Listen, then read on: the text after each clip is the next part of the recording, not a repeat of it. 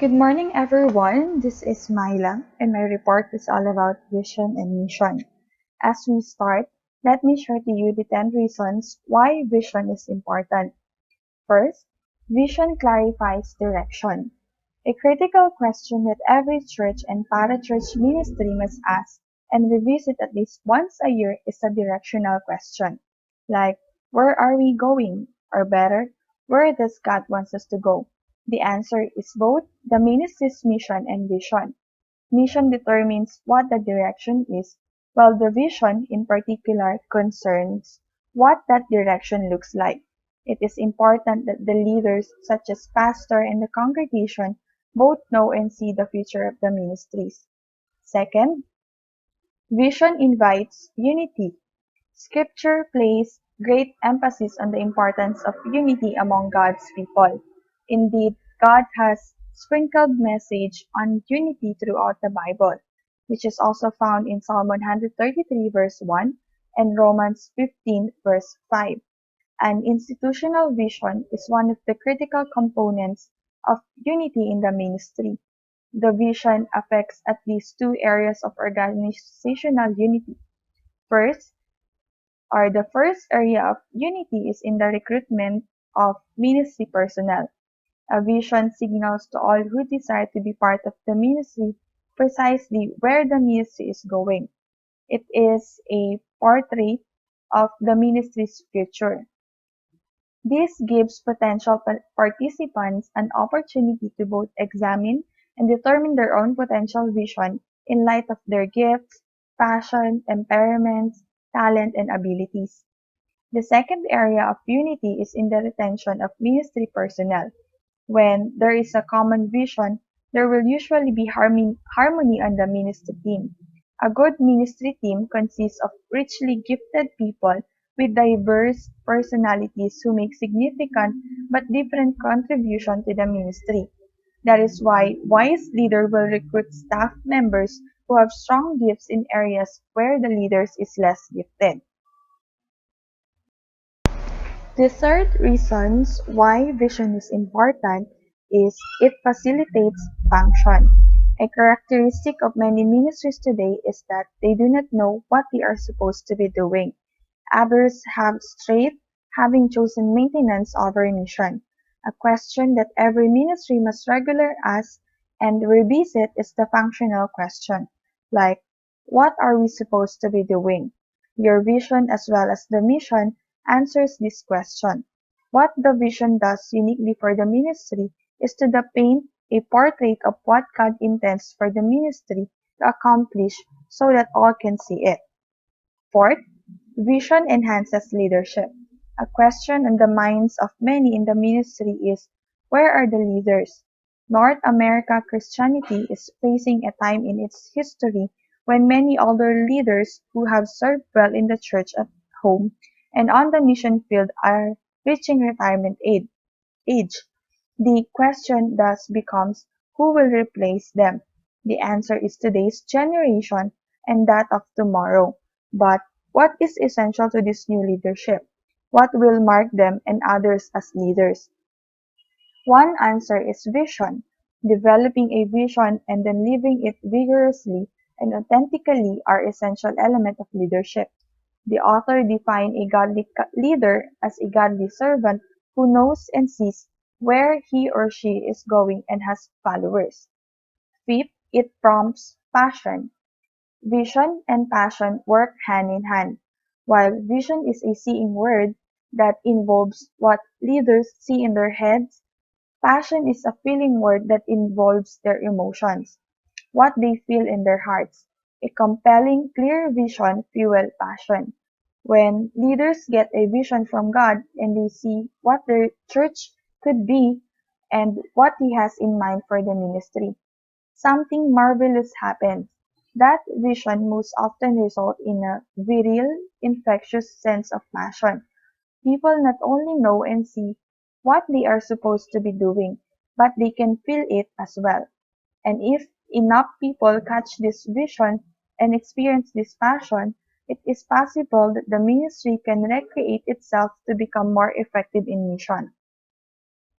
Sixth, Foster risk-taking. A shared vision fosters risk-taking by a congregation. People with a compelling passion vision are willing to take risks that they may not otherwise take. While this is especially true in ministries such as church or parachurch planting, it implies to other ministry situations as well. 7. It is it offers sustenance. 8. It creates energy. Visions are exciting and energizing. They energize people. They strike a spark, the excitement that lifts a ministry organization out of mundane. They supply the fuel that lights the fire under a congregation. They enable leaders to stop putting out fires and start igniting fires. A vision from God has the potential to turn a maintenance mentality into a ministry mentality. And when your vision resonates with your values and mission, it generates the energy that fuels the accomplishment of the ministry task. 9. It provides purpose. The right vision provides meaning to people's life. It gives them a sense of divine purpose in life, of being part of something great, something bigger than themselves that God is accomplishing at this time and place in history. And it is something that will bring glory to Him. With a shared vision, people see themselves not just a congregant or pew warmers, but as a vital part of a church that is exerting a powerful impact on a lost and dying world. They are not simply in a church, they are on a crusade. They are part of a revolution that has potential to change this world, to have a wonderful impact for Christ. And lastly, vision motivates giving. An often ignored truth in ministry circles is the vision is the key to people's giving up money.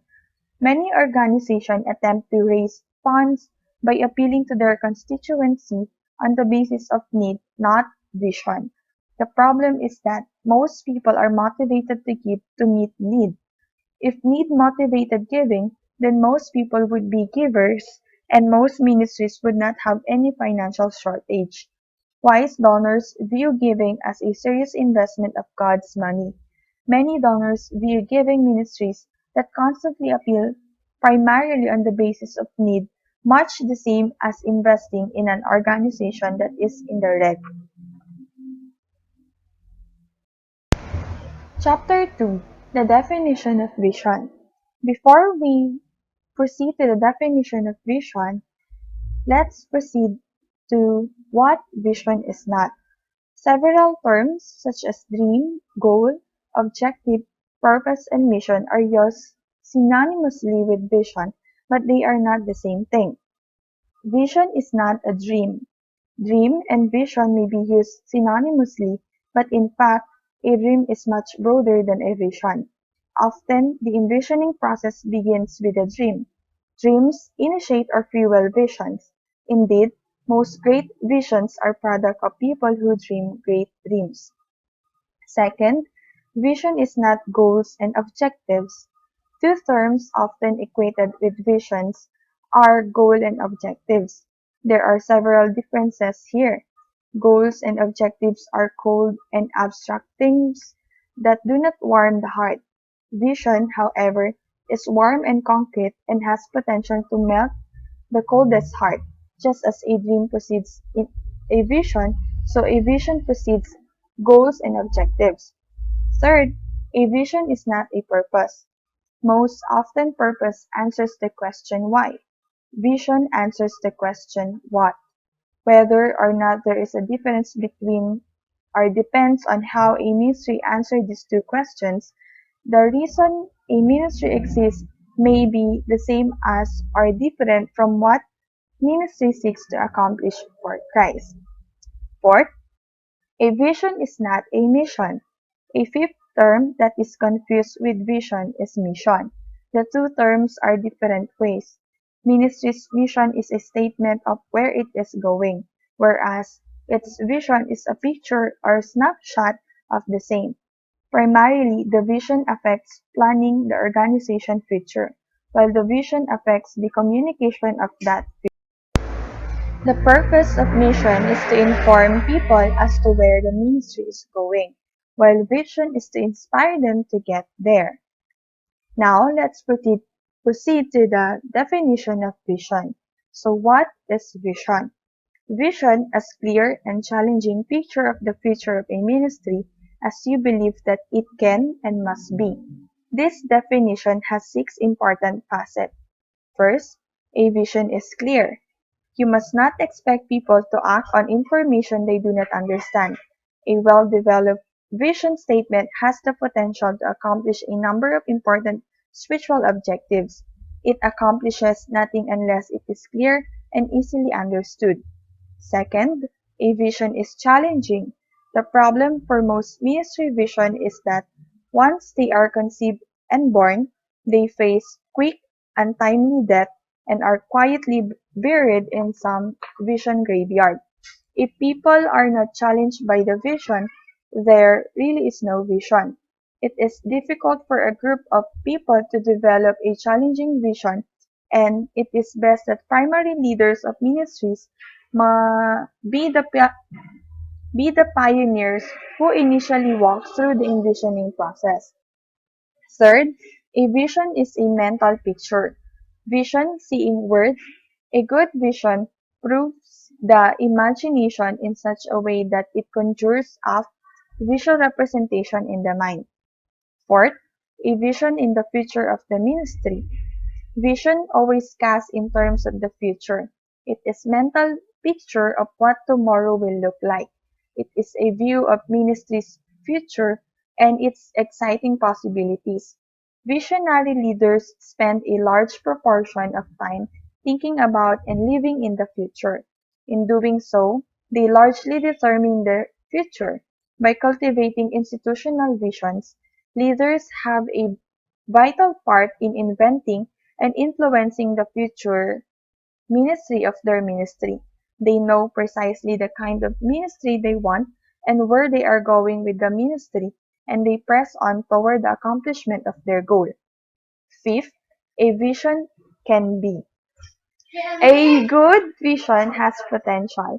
It rests firmly on the bedrock of reality, thus is highly feasible. The visionary leader possesses an uncanny sense of being onto something big for God, believing that God is planning something special and that the leader is a vital part of that plan. Sixth, a vision must be. A good vision grabs hold and won't let go. Not only does the visionary believe that it can be, he is convinced that it must be. There are several factors contribute to this conviction. First, one is the belief God is in it. He is the motivating force behind what the visionary wants to accomplish. Second, or the second factor that contributes to the conviction is that God has chosen to accomplish this vision through this particular person. Perhaps God will use other leaders as well, but this person is convinced that God will use him in a major role, just as God used King David to serve his divine purpose in David's generation. Third, or a third factor in that vision will benefit people. A leader cares about and is moved to believe that they will be better off when his vision is accomplished. Now let's proceed to the vision audit.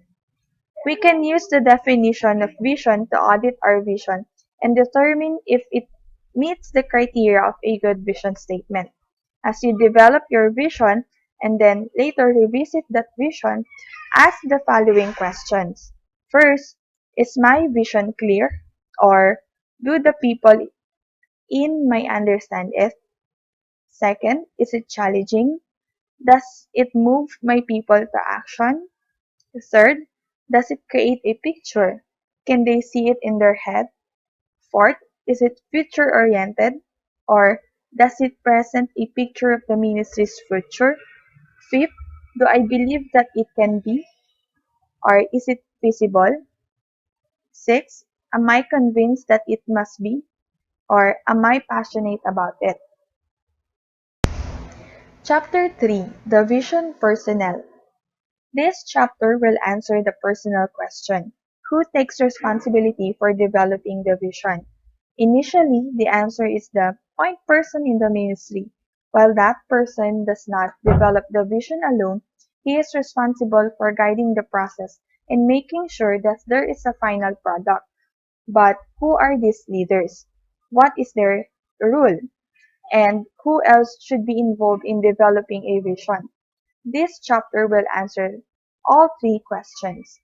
So, who takes responsibility in developing the vision? First is the point person. The ministry leader is the sole point person or primary leader of the ministry.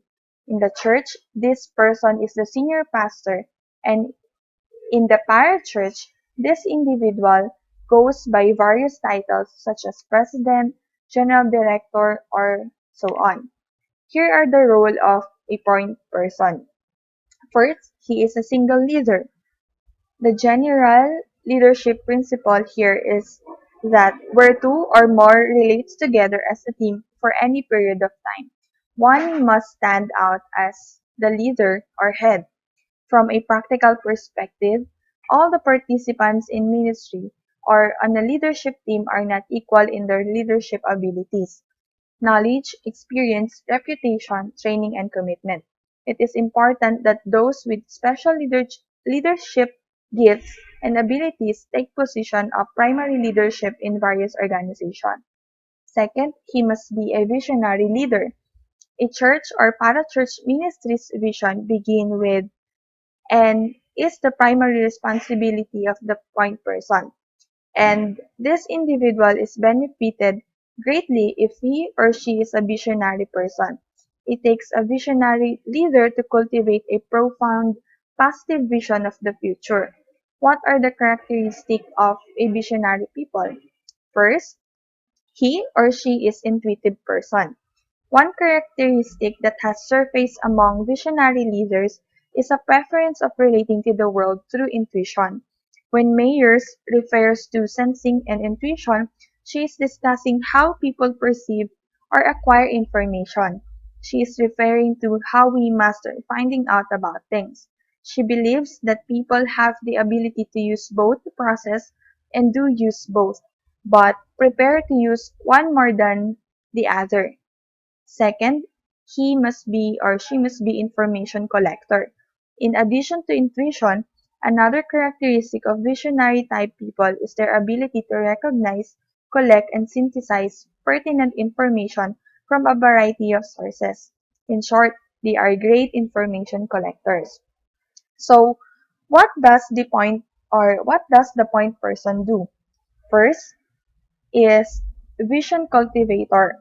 The vision cultivator initiates and develops the organization's unique vision, which empowers the vision community for ministry. He initiates the process by challenging the ministry to come up with a clear, challenging vision. He develops the vision initially but solicits the input of others to the extent that it becomes everyone's vision. Second, he is a vision communicator. The vision communicator functions as the primary vision caster, but is not the only one vision caster. Once the vision is cultivated and in place, the leader must take responsibility to take it before the ministry community. He does this directly and indirectly through others in the ministry. Third, he is or she is a vision clarifier. Finally, the vision clarifier focuses the vision. Cutting-edge organizations are characterized by a whirlwind of activity and cataclysmic change. In the midst of all this, there must be someone who regularly serves to rethink and further refine the dream. He helps people comprehend the vision and discover their part in it. He supplies precision answer as to how, when, and where those in the vision community can play a significant role in the realization of the dream. The second person who's in charge is the significant others. Birthing the vision begins with the visionary leader. It takes a visionary to develop a vision. However, with few exceptions, he must not do it alone. It is imperative that he involves others. And they are so-called significant others in the process. But who are these other people and what role do they play in envisioning process? Their identification. These people are those who make up the leadership team. They are leaders and therefore significant people in the vision community. Fred Smith refers to them as driving wheels. In the church, the driving wheels are people of influence who are found at different levels of leadership. Many are on the staff, while others are on the church boards, and some are involved in other areas of ministries from teaching a class of adults to serving in the nursery. The author suggests that representatives from each of these groups be included in the envisioning process. How about their function? The function of these significant others inverting the vision is fourfold. First is their cooperation. They must cooperate with and follow the leadership of the visionary point person. It is imperative that they recognize his gifts and abilities in this area and trust his leadership in the process. Second is their contribution. These leaders must be a part of the process.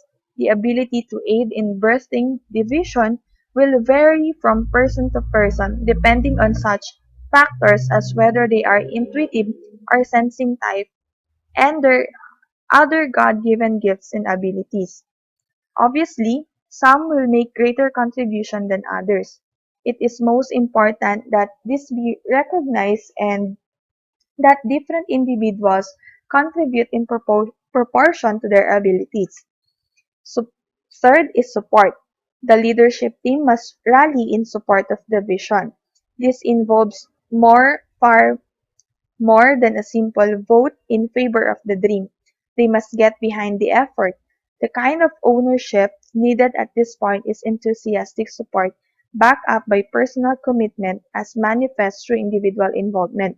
If leaders cannot support the vision, then they need to find a new ministry organization with a vision they can support.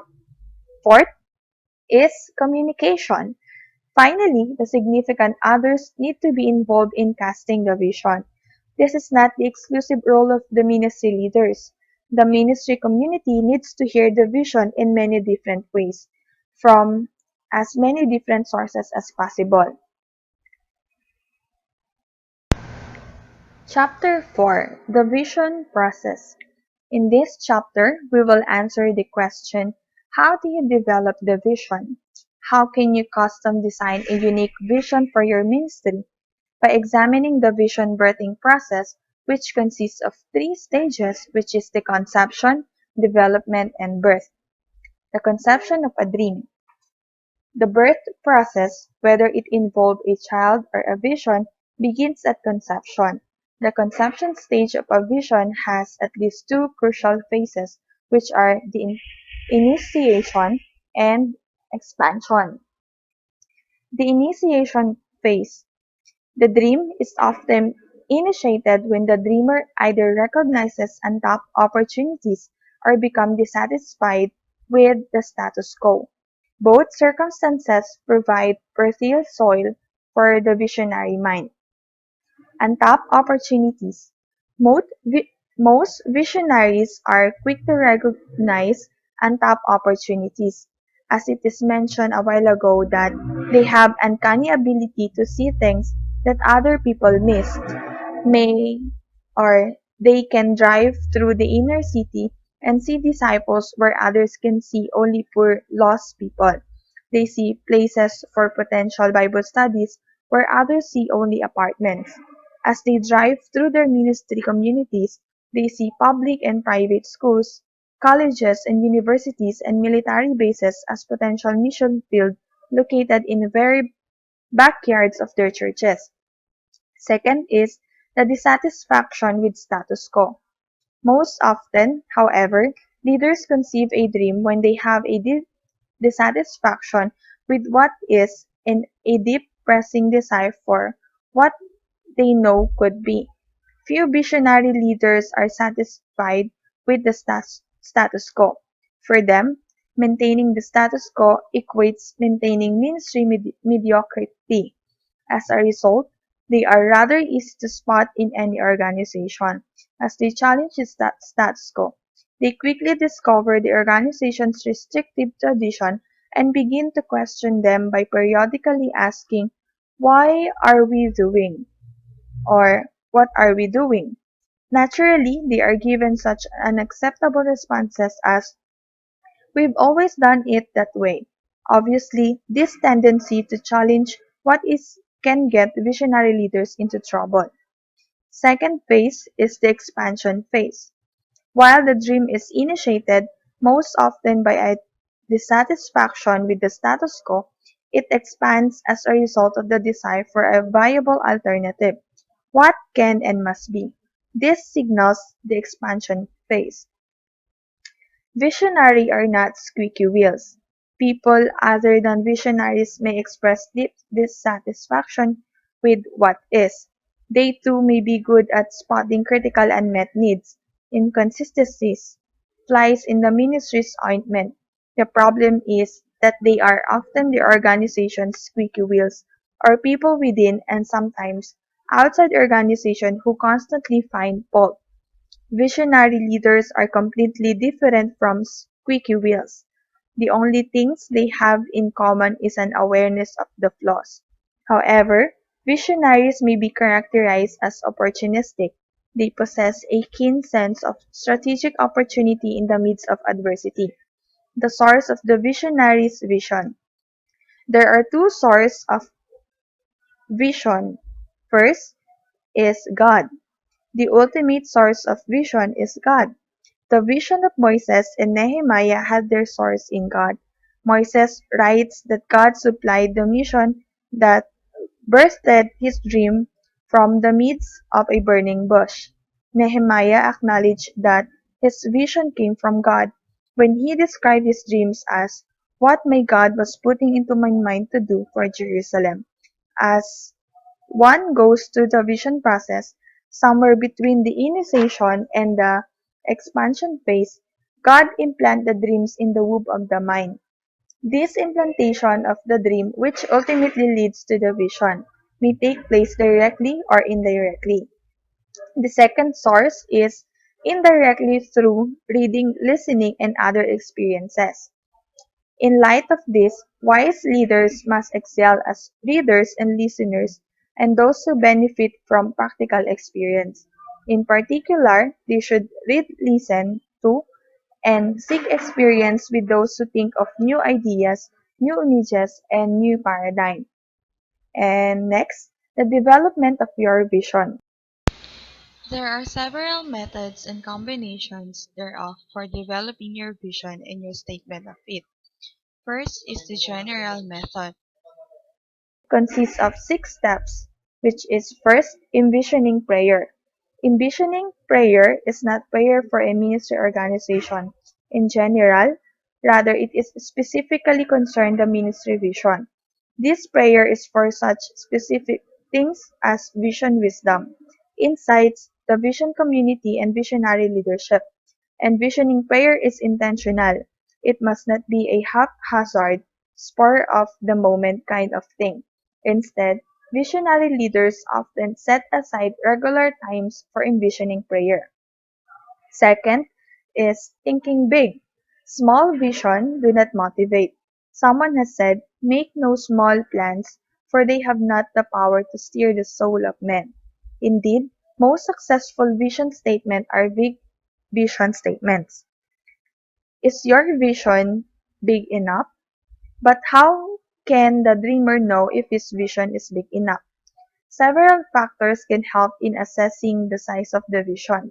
First is the vision has to be bigger than the envisioner in the sense that it goes far beyond him and his abilities to accomplish it. Second, if the dreamer's vision is too small, his people will not feel challenged. Most people delight in being stretched in their thinking, especially in terms of their future. Third, the natural tendency for most Christians is to think too small. This is Paul's point in Ephesians chapter 3 verse 20. The visionary leader's attitude toward risk-taking may be helpful here. Fourth, he need to ask, how big is my God? Most often, the size of a person's vision reflects the size of his God. People who have a big view of God have a big vision. They see him as able to accomplish big things because he is such a big God.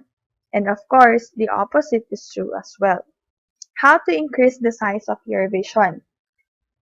Suppose a person discovered that his vision is too small. How can he grow a bigger vision? One way is to pray and ask God to increase his faith and consequently his vision. And second, to expand your vision is to think strategically. Third is written brainstorming. As dreamers pray in visioning prayer and think big, the next step is to begin writing their thoughts down on paper, recording the dream. The author called it as brainstorming, putting on paper what God is putting on your heart. Here are two important things takes place.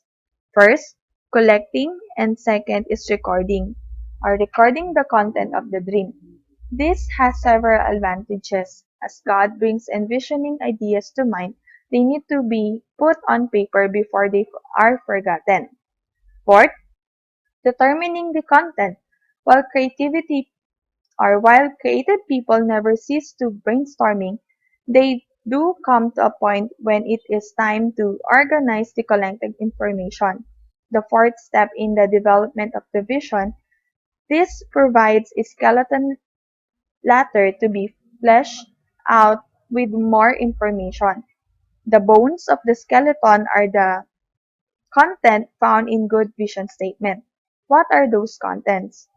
A survey of vision statement indicates that the content often vary even among similar ministries such as churches. A survey of the vision statement in Appendix B shows that they may include first, ministry's purpose; second, mission; third, values; fourth, strategy; fifth, people; sixth, place, and so on. And then fifth, questioning the dream. A fifth step in developing the vision is to prove the dream with constant questions. While there is no limit to the question one can ask, here are a few musts that are definitional and make up a good vision audit. Here are the questions that need to ask. First, is the vision clear? Is the dream challenging? Is the dream visual? Is the dream future-oriented? Is the dream realistic yet stretching? Does the dream inspire passion? And lastly, is dream culturally? 6. Demonstrating patience. A sixth vision development step is giving the process enough time. Do not rush it. The dream must be carefully wrapped in the foil of creativity and baked slowly, often very slowly in the oven time. In short, be patient.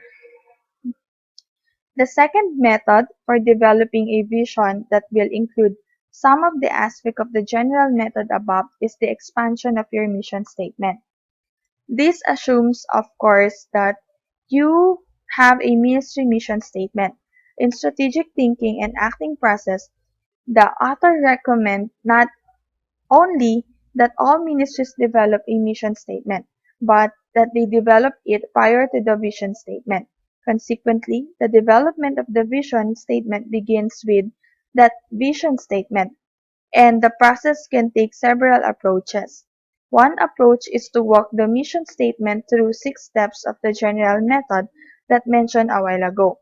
Another is to run the mission statement through the target group of people and the target community, if there is one, and ask, what will this mission look like as we begin to reach these people in this community? The picture that forms in your mind is your ministry vision. The third method is study other mission or study other vision statement. A third method for vision development is to collect and study other ministries' vision statement. In looking them over, you may discover one that grabs your attention. while the others seem just okay. To pursue this method, you must have already collected some vision statements. The more, the better. The fourth method is dream big dreams. A fourth method for developing a vision is to take some time off and retreat to a quiet, creative place, such as a lakeside or a place in the mountains. Ask yourself, what will the ministry look like 2, 5, 10, 20 or more years from now? What do I see when I envision this ministry in the future? This method is for highly visionary people, the intuitive types. They tend to carry pictures around in their mental billfold all the time. So this is a method tailor-made for them. As pictures and images flash in their mind, they simply record what they see. Chapter 5. It's a vision, communicating your vision. The vision casting process.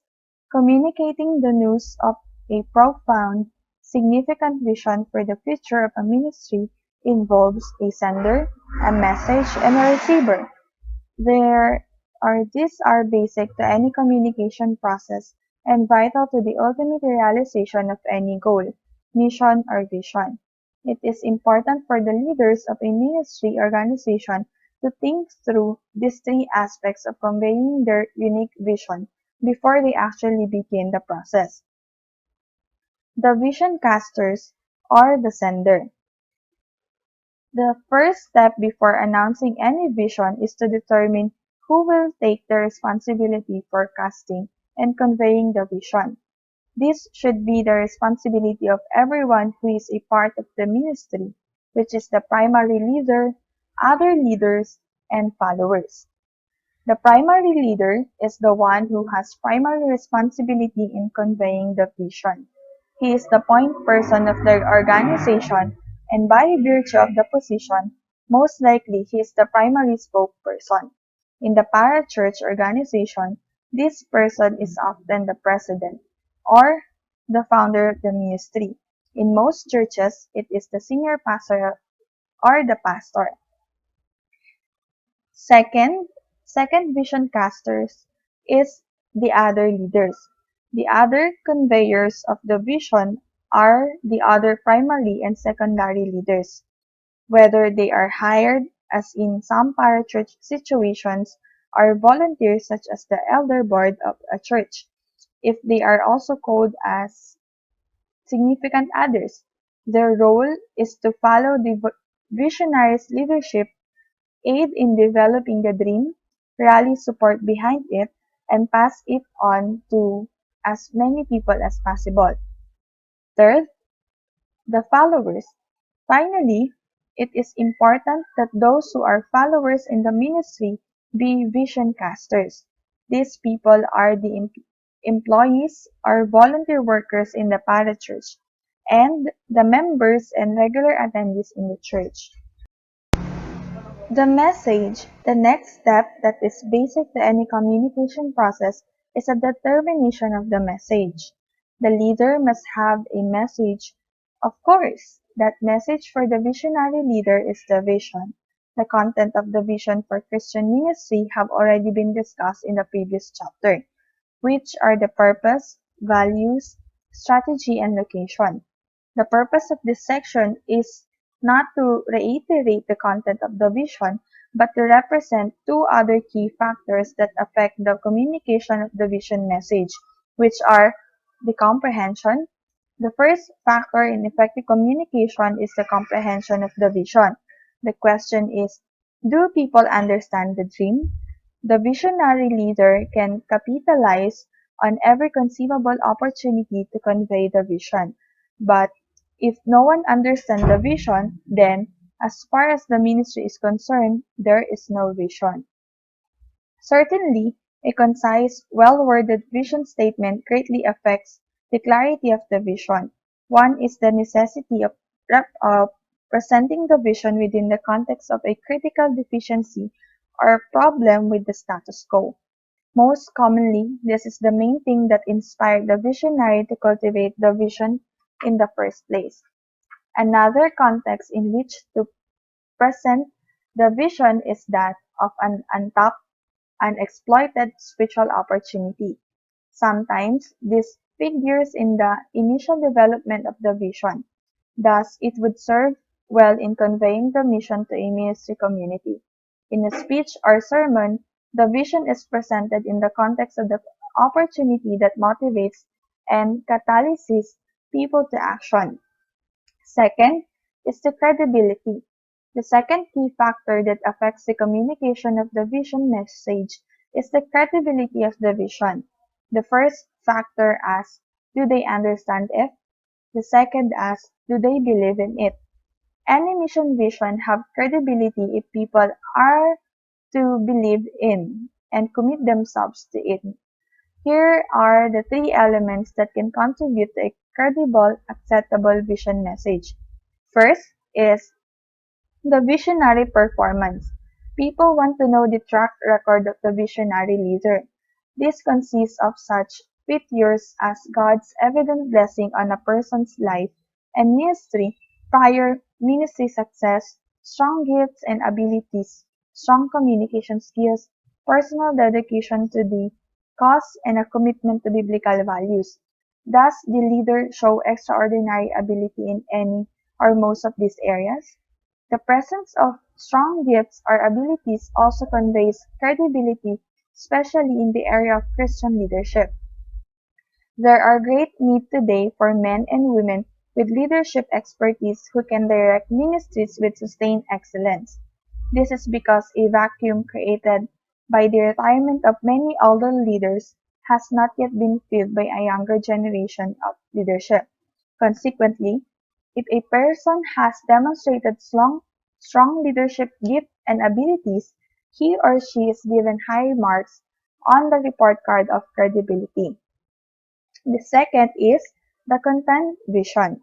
Another element that affects people's acceptance of the vision message is the content of the vision itself. Does it convince them of its own value? At issue is whether or not the vision is based on scripture. When visionaries are able to point to a particular biblical reference in support of their dream, they catch the attention of those in the Christian community who have a high value or high view of scripture. Content credibility also depends on the relationship between the vision and the ministry community's felt need. People award high credibility to dreams that address and offer solution to their felt needs. Content credibility depend finally on the relationship between the dream and some untapped opportunity. A vision that is highly sensitive to some obvious spiritual opportunity elicits believability. Third, the visionary's integrity. A third element that affects the people's acceptance of the vision is the vision caster's character. Leaders who display integrity and trustworthiness are given high credibility by those within and outside the ministry's community. Character is the foundation of Christian leadership. A person's entire ministry and leadership rests on his or her character. If character is flawed in some way, then the ministry will be flawed proportionately. Last is the receiver. The third step in conveying the vision is to consider those who will receive it. They are the ministry audience whom the author divided into two groups, which are the ministry community and the ministry constituency. The ministry community consists of all those who are directly involved in implementing the ministry vision. In a parachurch ministry, they are the people who make up the ministry from the president to the part-time volunteer helper, while in church it is the pastoral staff, various boards, secretarial and custodial help, and the members and the regular attenders. It is critical to the success of any ministry that these people both comprehend and own the vision. The ideal is that all the people own the vision, from the president to the mall clerk or from pastor to the custodian. The principle is simple. The more people involved in accomplishment of the vision, the greater the likelihood of its realization. Second is the ministry constituency. It consists of those who are outside the ministry community. They may relate to a parachurch ministry by praying regularly for it, or by contributing financially to it. They may be related to a church ministry by occasional attendance, prayer, or even financial support. In any case, it is not essential that these people understand the vision, and normally most do not. However, a wise ministry team will do everything possible to communicate the vision to ministry constituency so that they may become as such as possible an empowered vision constituency. So here are the practical method for casting your vision. This portion will feature a variety of practical methods to facilitate the casting of the ministry vision. First is the mission or the visionary's life. The leader's life communicates the vision by modeling the message. A basic requirement for a dreamcaster is that first, he own the vision. Ownership here implies a genuine personal commitment to the vision. This is evident when the vision excites and motivates him to the point that he finds himself constantly thinking, dreaming, and talking about it. Second is the visionary's message. The message communicates the vision most often in the parachurch ministry. The message takes the form of a sermon or a speech, usually delivered to a gathering of the entire ministry team. In the church, the message takes form of a sermon that is typically delivered on Sunday morning to the membership. The sermon or speech is a primary vehicle of the vision caster, and it is this speaking occasion that provide the visionary with an ideal opportunity to cast the vision. Here are the elements that facilitates the communication of your vision through a sermon or speech. First, understand the audience. Second, use expressive language. Third, speak positively. Fourth, speak with charisma. And last, speak with conviction. Visual images. We can also use the visual images to effectively communicate the vision. The idea here is to develop images that when explained remind people of the ministry's vision. Fourth is the slide tape presentation. The slide tape presentation is a highly effective audiovisual technique that combines a soundtrack consisting of either a song or a prepared text with a series of slides which can focus on people, places, events, or any number of other things. Fifth is a well-designed logo. Six, label pin. Seven, tapestry or banner. Eight, programs. Nine, skits and dramas. Newcomers class. State of the ministry speech. A brochure. A song. Audio and video tapes. Thank you everyone. This is my report. You have a great day.